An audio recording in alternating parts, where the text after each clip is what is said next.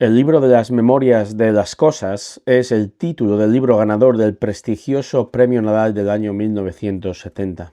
Esta obra, su autor, Jesús Fernández Santos, se inspiró en la vida de don Eduardo Thornton Turrall, un londinense acomodado de vasta cultura, de extensa formación bíblica, con reconocido mérito como escritor y músico y con amplia formación médica, que en el año 1894 decide dejar el bienestar en la primera potencia mundial, que era Gran Bretaña, y mudarse al tercer mundo, que era nuestra España. Así, Turrall estuvo afincado en varias ciudades y pueblos, especialmente del noroeste de España, y desde allí viajaba incansablemente en tren, en diligencia, andando o incluso en bicicleta por lugares como Marín, no lejos de aquí, o Monforte de Lemos, Asturias, León o Andalucía, predicando el Evangelio de Jesucristo.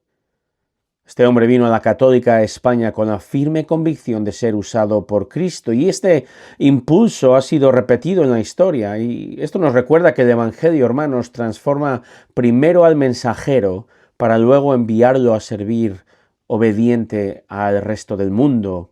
Este patrón es el que nos encontramos en Hechos capítulo 9. Acaba de ocurrir con Pablo, el maestro de maestros que se acaba de convertir al cristianismo, y lo primero que hace es anunciar a Cristo. Y ahora Lucas pone la mirada en Simón Pedro. Y debemos recordar, hermanos, que el mismo Señor Jesús predice que Pedro, Mateo 16, 18, Pedro va a ser un pilar fundamental al inicio de la iglesia. Así, en el capítulo 1 de Hechos, vemos que es Pedro quien se levanta, versículo 15, como el líder de los apóstoles para indicarles, guiarles a elegir al siguiente apóstol en lugar de Judas, a Matías. Es Pedro en el capítulo 2 quien predica un increíble sermón donde alrededor de 3000 personas se convierten. Es él quien cura a un cojo en el capítulo 3, quien predica un sermón en el templo ante miles de personas. Es Pedro quien se enfrenta a los líderes políticos y religiosos judíos, y también el pecado de Ananías y Zafira, capítulos 4 y 5. Es Pedro quien es buscado por miles para ser sanados. Pedro ha sido, en Hechos, el primero entre los primeros, el fiel líder de la recién inaugurada iglesia, pero la fidelidad de un siervo, hermanos, se ve tanto ante las masas como en el ministerio diario, día tras día. De hecho, es fácil servir cuando uno es reconocido y seguido por miles, pero el fruto de un siervo fiel se ve también y principalmente en su servicio fiel y constante en el día a día. Y esto es lo que vamos a ver en esta mañana. Vamos a ver, hermanos, 6 cualidades de un siervo de Jesucristo. Y al ver estas cualidades, en el caso de Pedro, nos deben retar a crecer hacia un crecimiento en nuestro ministerio que traiga fruto. Así vemos primero versículos 31 al 33 que Pedro era un siervo solícito, un siervo solícito. Versículos 31 a 33 de Hechos capítulo 9. Entre tanto, dice el texto, la iglesia gozaba de paz por toda Judea, Galilea y Samaria, y era edificada, y andando en el temor del Señor y en la fortaleza del Espíritu Santo seguía creciendo. Y mientras Pedro viajaba por todas aquellas regiones, vino también a los santos que vivían en Lida. Allí encontró a un hombre llamado Eneas, que había estado postrado en cama por 8 años porque estaba paralítico. Hasta aquí leemos. Tras la milagrosa salvación de Saulo, Lucas hace 3 declaraciones del estado de la iglesia en el verso 31. Primero dice que goza de paz en la zona de Jerusalén y alrededores, con Saulo ahora habiendo fichado por el equipo ganador la persecución que se había iniciado tras la muerte de Esteban a Maina. Lucas dice también que está siendo edificada y andando en el temor del Señor. Esto es que los creyentes en toda esta zona seguían creciendo en el conocimiento de la palabra de Cristo enseñada por los apóstoles. La consecuencia es un progreso en el temor del Señor, un crecimiento en su temor. En otras palabras, cuando creces en el conocimiento de la palabra y meditas en ella, crecerás en tu reverencia, adoración y obediencia por Cristo. La iglesia también seguía creciendo, dice Lucas, la iglesia crecía en convicciones y crecía en número porque el Espíritu Santo estaba trayendo fruto del esfuerzo de los creyentes al anunciar a Cristo. Y es en este contexto que Lucas muestra a Pedro llevando a cabo un ministerio, versículo 32, viajando por todas aquellas regiones. Lo cual implica, hermanos, un ministerio diligente fuera de la capital de Jerusalén. No le importa servir al Señor por zonas rurales. No se queda acomodado en la capital, sino que con solicitud, con diligencia, se convierte en misionero en aquellas regiones y va visitando a los hermanos, a los versículo 32, a los santos. Y santos significa creyentes. Los creyentes somos santos, no es como la Iglesia Católica Romana enseña. Para la Iglesia Católica, un santo es una persona que vivió una vida virtuosa, según ellos, que realizó algún milagro y entonces va a pasar la criba que elige a esa persona como santa. Y posteriormente los devotos católicos rezarán a esta persona, a San Martín, a Santa Bárbara cuando truena, ¿verdad? O San Patricio, y tenemos miles de santos en el santoral. Pero hermanos, la Biblia enseña que los santos somos todos y cada uno de los creyentes, porque hemos sido santificados, apartados por Dios, gracias a Cristo y para vivir una vida de santidad. Pedro, entonces, versículo 32, fijaros en el mapa, está en la región de Lida, y allí conoce a un hombre llamado Eneas. Pedro se mueve en dirección oeste. Y este comentario, este hombre, no parece ser muy importante. Ni siquiera podemos tener certeza de que fuera creyente. Simplemente es un paralítico, lleva 8 años tumbado en una cama sin moverse. Y antes de ver qué ocurre, Lucas nos muestra a un Pedro solícito, es un siervo solícito, no se le caen los anillos. Pedro no demanda los mejores lugares ni los mejores púlpitos, sino que el líder del cristianismo en el primer siglo hace la tarea encomendada por Cristo de ir y hacer discípulos. Y una vez hechos, les enseña, les visita, atiende sus necesidades e incluso les sirve en sus propias casas como a Eneas. Al final de su evangelio, hermanos, Juan capítulo 21, Juan narra cómo Jesús resucitado tiene la primera conversación de tú a tú con Pedro en aquella playa. Todo esto después de haber denegado y de que Jesús hubiera muerto y resucitado. ¿Recordáis lo que le dice? ¿Recuerdas qué tarea le encomienda? Juan 21, 16. Pastorea mis ovejas. Y esto es lo que Pedro está haciendo. Pedro obedece la voluntad de su Señor con toda solicitud, pastoreando la iglesia de Cristo sin descanso ante multitudes o de casa en casa. Pedro, número 2, versos 34 y 35, muestra también ser un siervo íntegro. ¿En qué sentido Pedro es un siervo íntegro? Fíjate. Y Pedro les dijo, verso 34, Eneas, Jesucristo te sana, levántate y haz tu cama. Y al instante se levantó. Todos los que vivían en Lida y en Sarón lo vieron y se convirtieron al Señor. Pedro se dirige al paralítico por nombre, se ha molestado en conocer su nombre. Y fíjate, esta sanidad tiene 3 partes. Primero, Pedro anuncia que Jesús es el Cristo, no es su apellido. Es el Cristo, significa que es el Mesías de Israel, el escogido para salvar, y es Él quien va a sanar a este hombre. Número 2, Pedro usa un imperativo, levántate. Le dice que haga algo que él no puede hacer por sí mismo, solo Cristo puede hacer. Y número 3, ordena a Eneas con un segundo imperativo, que seguramente la madre del paralítico y toda madre por extensión agradece. Dice, haz tu cama. Esta parece una orden un tanto peculiar. Qué ordenado era Pedro, uno pensará, pero es mucho más que eso. Hacer la cama implica que la época de sufrimiento ha terminado, que su sanidad es instantánea. Ahora su cuerpo puede realizar las actividades diarias sin ayuda. La orden de curación de Pedro es seguida por el informe de la curación. Dice el texto que Eneas se levantó, fue capaz instantáneamente de levantarse. Y aún más, porque Lucas observa algo increíble, verso 35, dice que todos, se corrió la voz y todos los habitantes de la comarca lo supieron, van a ver este milagro. A estas alturas sabemos, hermanos, que los milagros no son un fin en sí mismos, sino una señal que apunta a una gloriosa verdad, que Dios está detrás, que Cristo está detrás. Y la consecuencia increíble es que todos se convirtieron. Otra manera de decir que se arrepintieron, que fueron salvos porque creyeron ¿en quién? ¿Creyeron en Pedro? No.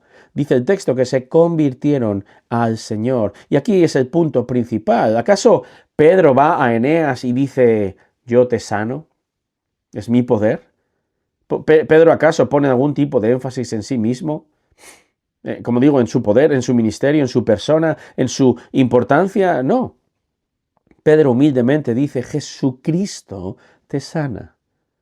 Incluso la orden de hacer la cama es un eco de las palabras de Jesús en Marcos 2:11, cuando Jesús sana a un paralítico, le dice, levántate, toma tu camilla y vete a tu casa.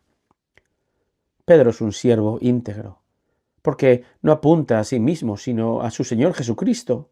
Y Lucas narra acertadamente, se convirtieron al Señor, no al apóstol, no se convierte la gente al pastor. Un siervo íntegro, hermanos, aparta su mirada de sí mismo, deja su ego en la puerta angosta, estrecha que lleva a la salvación y mira a Cristo y apunta a otros a Cristo y mata el orgullo de desear ser valorado, estimado. Mata la vanidad del mero fruto ministerial y de la apariencia externa.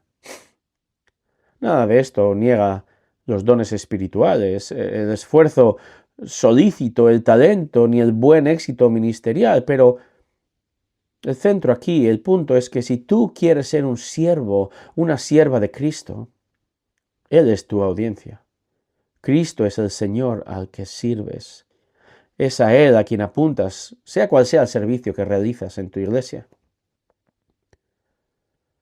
Cuando el profeta Daniel fue llamado por el rey de Babilonia para explicar la visión de la estatua en Daniel 2, Daniel era el único en el mundo probablemente que podía saberlo y explicarlo. ¿Sabes lo que dice Daniel?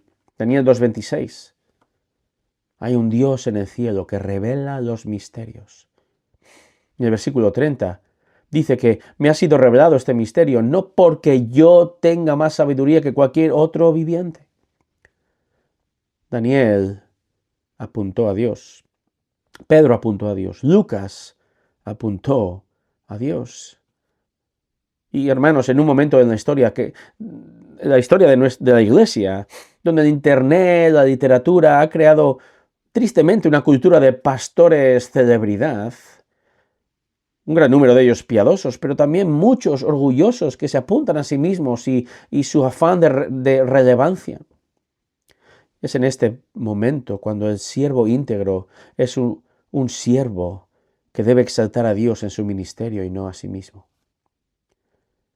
Decía Alexander McLaren que la primera condición para trabajar para el Señor es esconderse detrás de su mensaje, detrás de su maestro y dejar muy claro que suyo es el poder y que tú no eres más que una herramienta en la mano del obrero.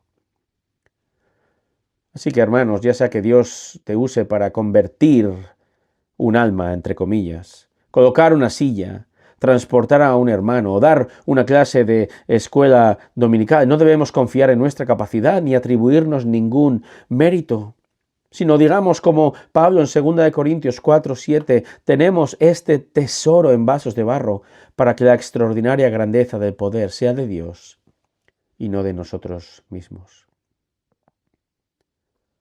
La tercera cualidad de un siervo de Cristo que debe retarnos a crecer hacia un ministerio fructífero, la vemos en los versículos 36 al 39. Pedro era un siervo entregado a su ministerio.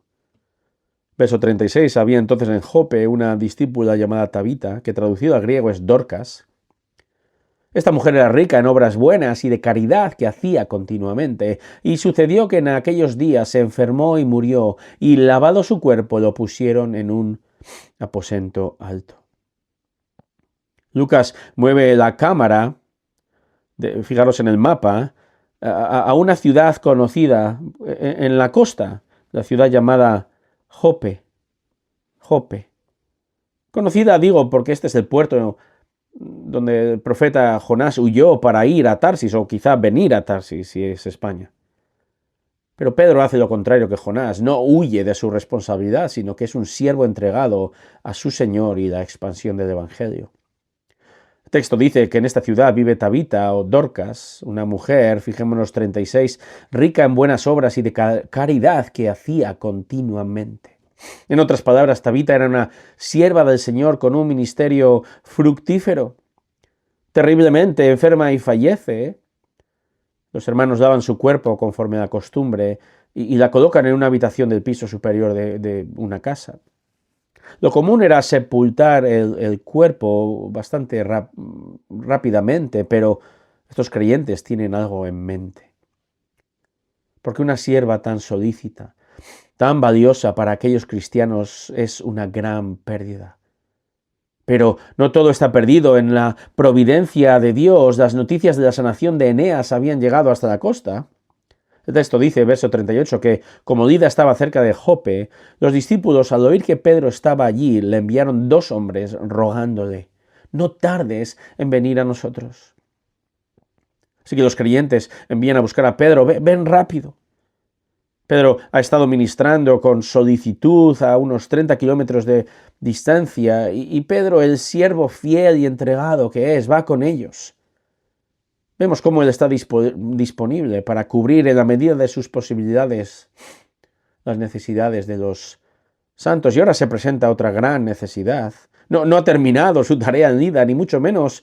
Muchos nuevos cristianos requieren su atención, pero discierne la urgencia del momento y se encuentra con un panorama desolador.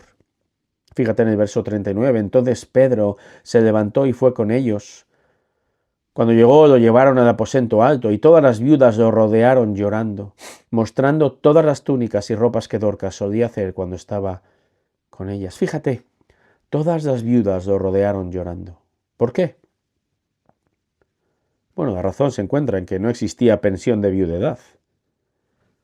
Y por eso encontramos, hermanos, varios textos en el Nuevo Testamento que muestran la importancia de estas mujeres en la iglesia local y la importancia del cuidado que Dios quiere que se tenga para con ellas. 1 Timoteo 5:3, Pablo dice a Timoteo, honra a las viudas. Pastor Timoteo, provee para las que no tienen recursos o familia que las cuide. Y este parece ser el caso. Con el fallecimiento de Tabita, sus ofrendas caritativas, probablemente usadas para el sostenimiento de estas mujeres, así como las túnicas y vestidos que ella tejía, parece que para sacar dinero, para sostener este ministerio, todo esto cesa. Por cierto, no sé si observas una nota a pie de página, porque el texto menciona a una mujer rica en buenas obras, aportaba dinero, amén, pero también cosía para ayudar en su iglesia. ¡Qué increíble ministerio! Hay una necesidad y es cubierta. Hermanos, el servicio fructífero surge de un servicio entregado, sirviendo día tras día, haciendo buenas obras que pocos o nadie ve, o quizá muchos pueden ver, pero que implican mucho más que una posición preeminente como coser. Quiero hacer aquí otra observación, hermanos. Creo que es importante. Porque en un momento en la historia donde la palabra feminismo se repite diariamente miles de veces, el feminismo ha entrado y permeado de tal manera en la Iglesia en las últimas décadas y ha enarbolado la errónea y antibíblica bandera de la igualdad ministerial con el hombre, predicando que un ministerio fructífero de la mujer implica también enseñar y liderar. Hermanos, somos exactamente iguales en valía, preciosos ante Dios, hombres y mujeres creados. Somos igualmente salvos, hombres y mujeres. Pero Dios ha puesto un orden Ha creado un orden en la iglesia y así muchos creen que negar a las mujeres papeles de liderazgo en la iglesia implica negarles la oportunidad de servicio y fruto ministerial y, hermanos, nada más lejos de la realidad. Tabita era amada y valorada y tenía un ministerio piadoso y fructífero, ofrendaba y cosía. No he oído a muchas feministas lanzando la proclama: la mujer tiene derecho a ofrendar y a coser. Mi abuela asturiana, por parte de padre, murió bastante joven. Yo ni siquiera la conocí y una vez compartí con vosotros cuando las autoridades en aquella época de la posguerra fueron a su aldea y le dieron una paliza por ser protestante en la España católica de los años 40. Y hace un tiempo leía unas palabras de un historiador cristiano asturiano. Y encontré una breve reseña de mi abuela. Fíjate lo que decía. Su casa siempre estuvo abierta, no solo para celebrar cultos, sino para tener comunión con cualquier hermano que a ella se acercaba. Ramona Escalera, ese era el nombre de mi abuela. Ramona Escalera pasaría a la presencia del Señor en 1964 en Barros, Langreo, habiéndose destacado como una mujer con un profundo celo por las cosas de Dios. En Barros se formaría una pequeña congregación donde Ramona tuvo una importantísima labor como evangelista, transmisora de bondad y con un valor sobrado frente a tanta oposición de la Iglesia Católica. Hermana, hermano, Cristo trae fruto por medio de mujeres y por medio de hombres cuyas vidas son un ejemplo de entrega diaria. Pueden ser conocidos como Pedro, mencionados como Tabita o incluso mi abuela Ramona. Pero hermanos, la Iglesia avanza con miles de siervos anónimos entregados. Y este es tu mismo reto. Entrega total a Cristo. Disposición para servir en la necesidad y en su voluntad tener un ministerio fructífero. Veamos la cuarta cualidad de un siervo de Cristo que nos deben retar a crecer en nuestro propio ministerio y dar fruto. Pedro era reverente. Fíjate en la reverencia, la piedad, la seriedad con que Pedro lidia con la situación. Verso 40, mas Pedro, haciendo salir a todos, se arrodilló y oró, y volviéndose al cadáver, dijo: Tabita, levántate. Primero, Pedro tiene tal recuerdo de sus 3 años con Jesús, es tan discípulo del Señor que de nuevo, al igual que con Eneas, el apóstol imita al Señor y pide a todos que salgan, como Jesús hizo en Lucas 8, cuando resucitó a la hija de Jairo. Además, Pedro necesita tranquilidad. Su reverencia por lo que está a punto de suceder no da lugar a distracciones.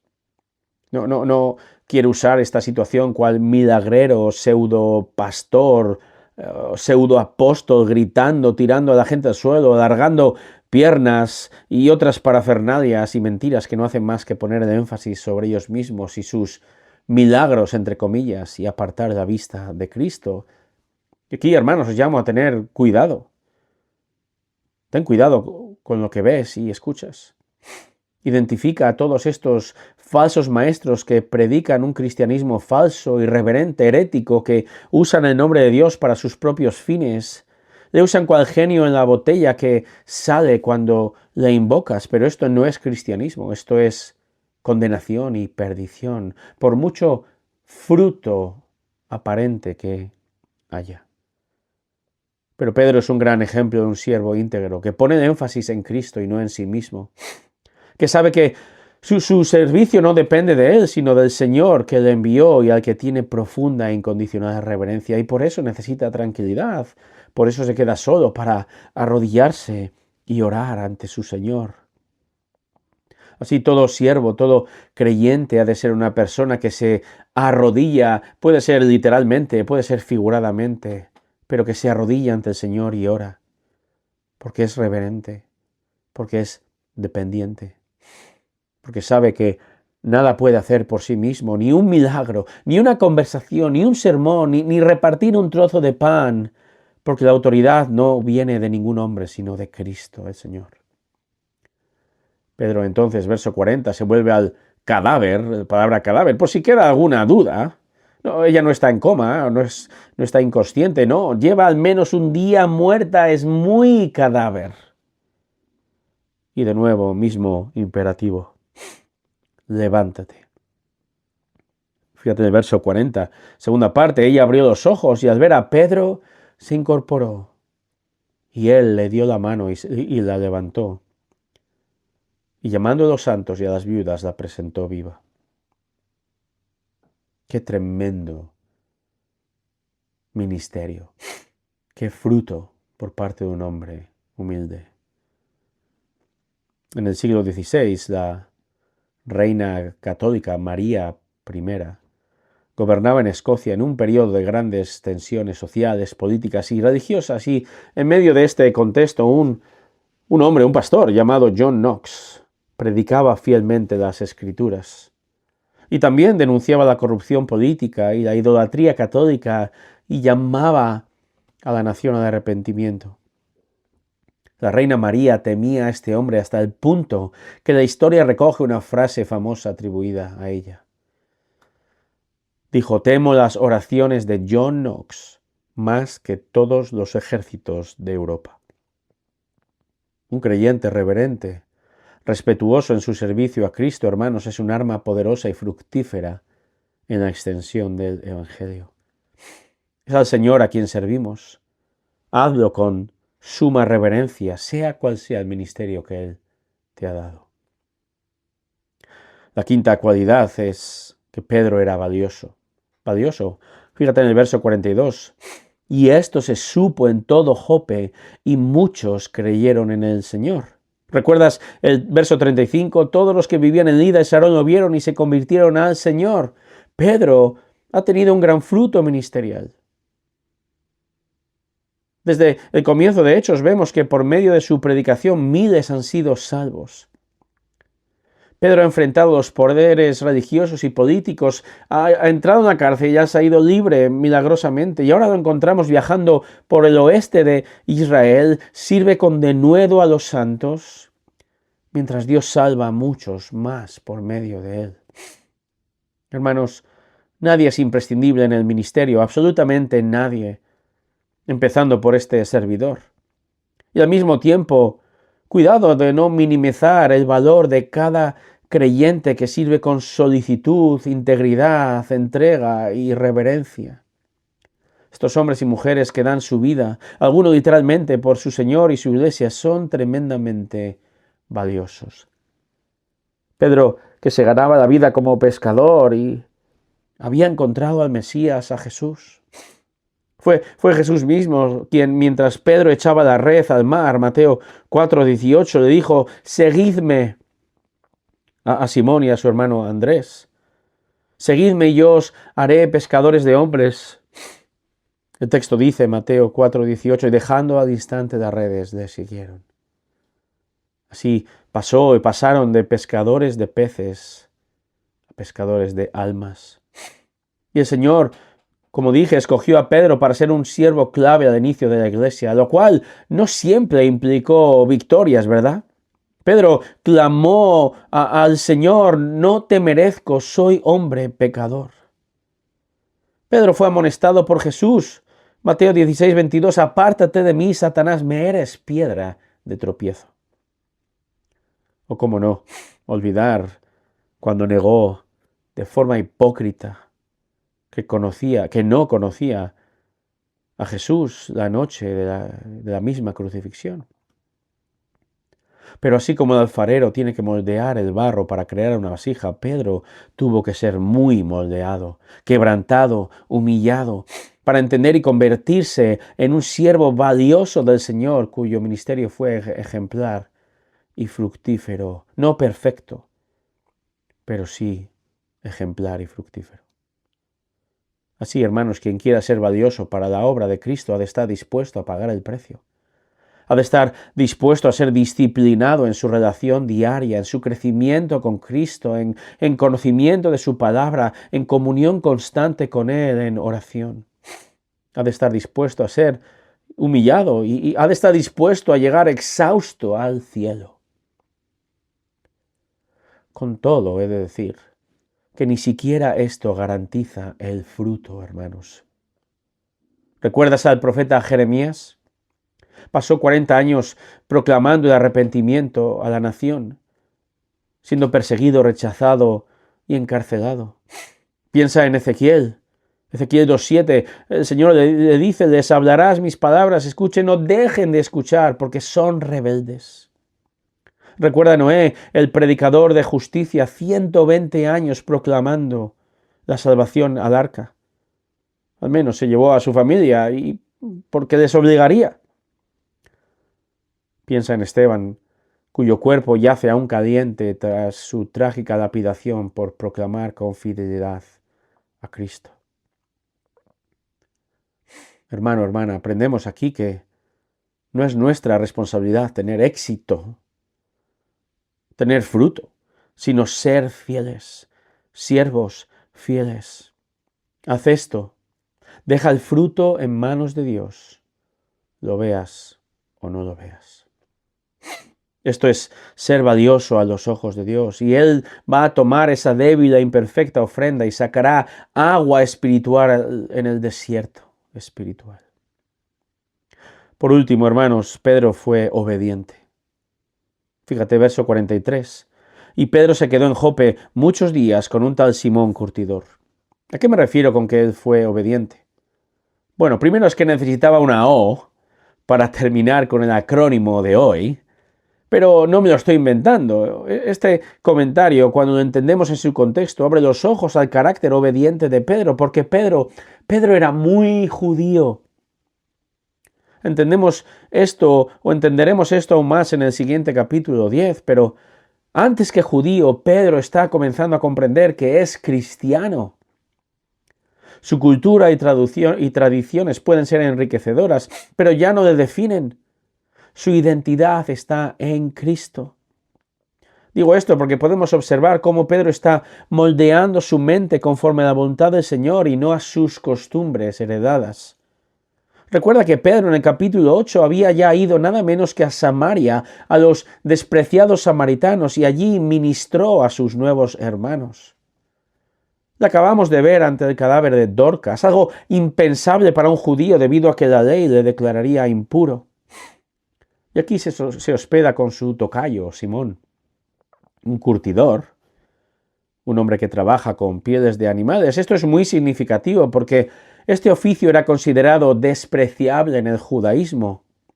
Un rabino incluso escribió una vez, ¡ay de aquel que es curtidor! Muchos consideraban a los curtidores como personas inmorales porque a menudo trabajaban con mujeres. Además, se sentían repugnados simplemente por el hedor producido al trabajar con cadáveres de animales. Los judíos, muchos tenían dudas acerca de la pureza ritual de los curtidores debido al contacto con cuerpos muertos. Y Pedro, un judío muy judío, se hospeda allí. Como digo, Lucas mostrará posteriormente a un Pedro creciendo en este aspecto, pero es muy significativo observar cómo está cambiando poco a poco y deshaciéndose de prejuicios propios de su vida anterior. Y esto, hermanos, es obediencia leal. Recuerdo hace muchos años me hospedé justo encima de una fábrica de queso de Cabrales. No puedo soportar el queso, y mucho menos el de Cabrales.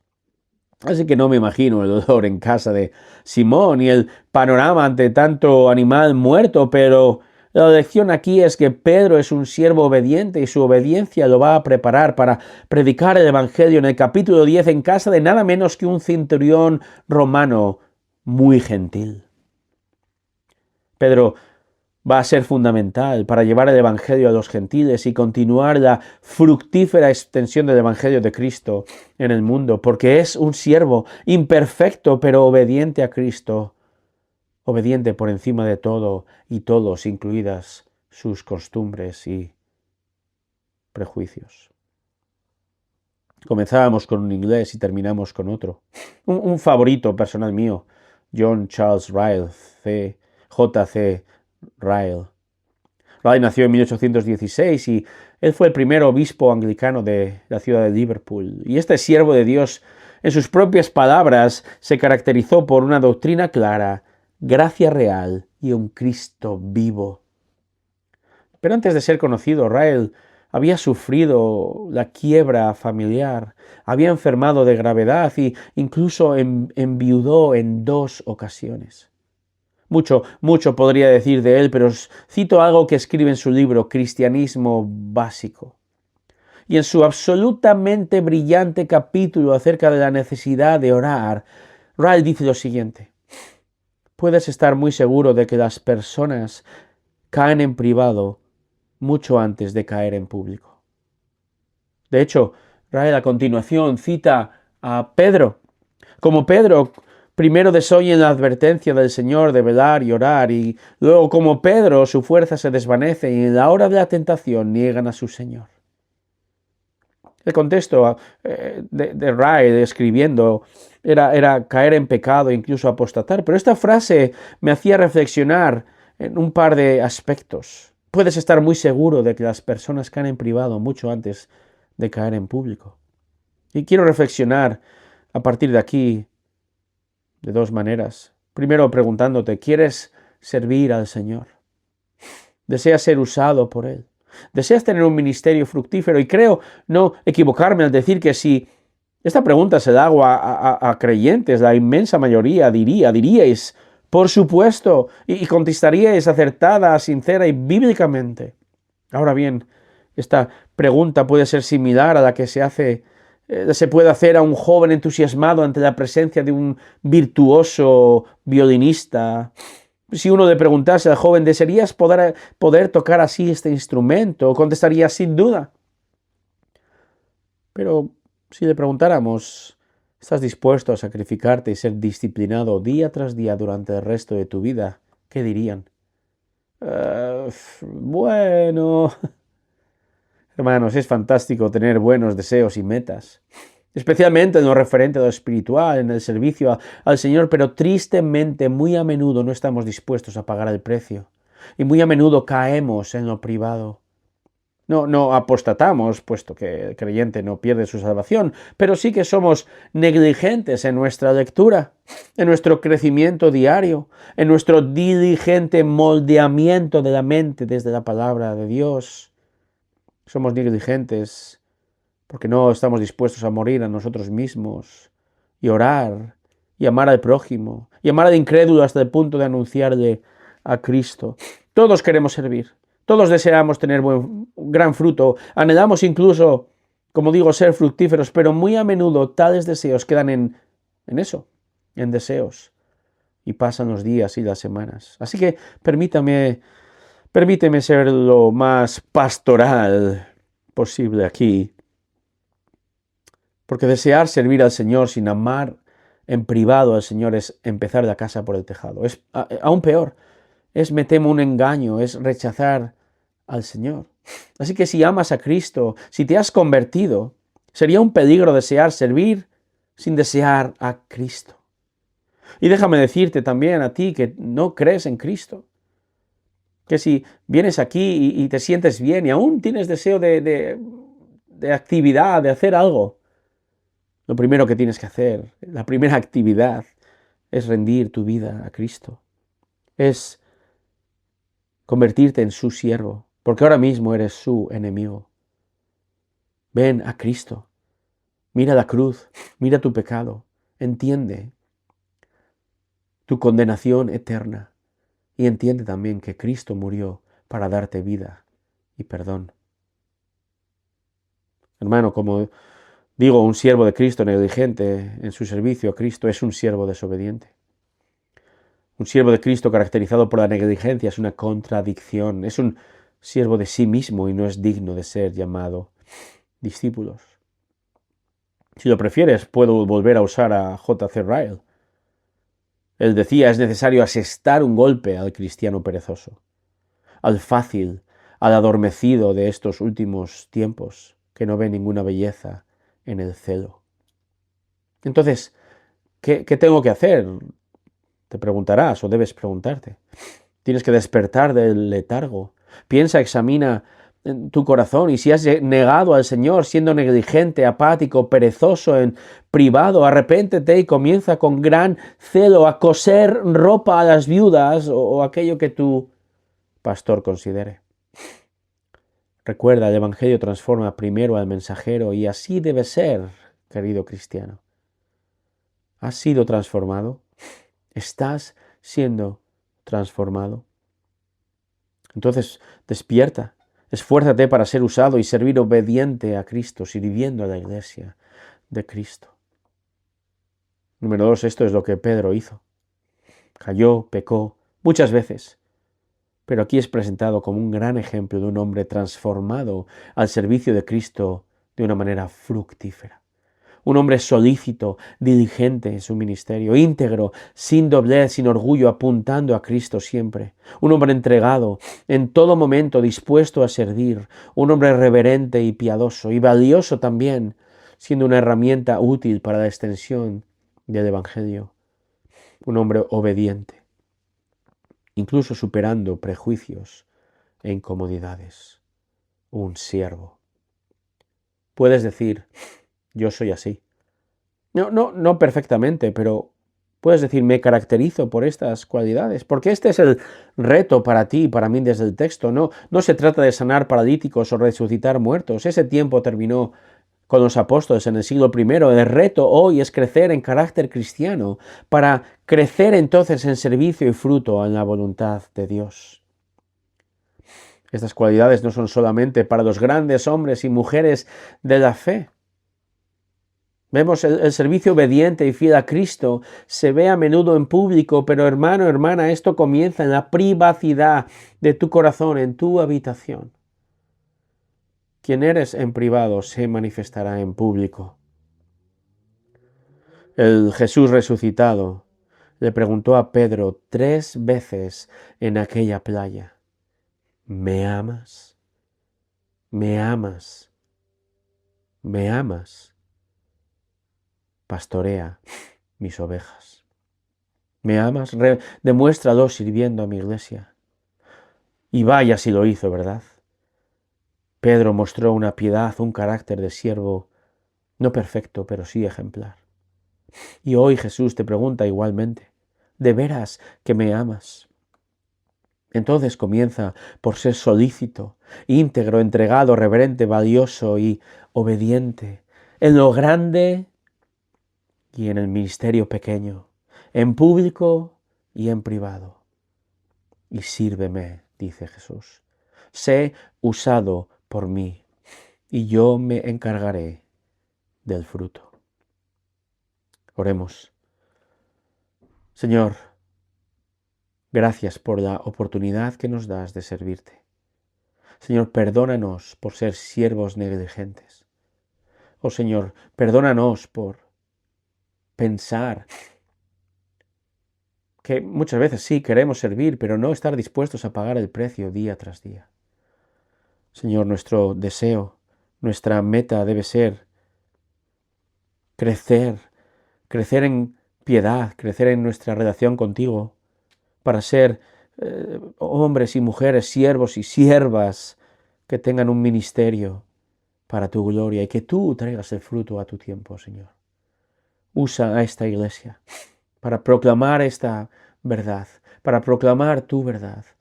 Úsanos, cada uno de nosotros, para servirnos los unos a los otros y así extender tu mensaje hasta lo último de la tierra. Esto oramos en nombre de Jesús. Amén.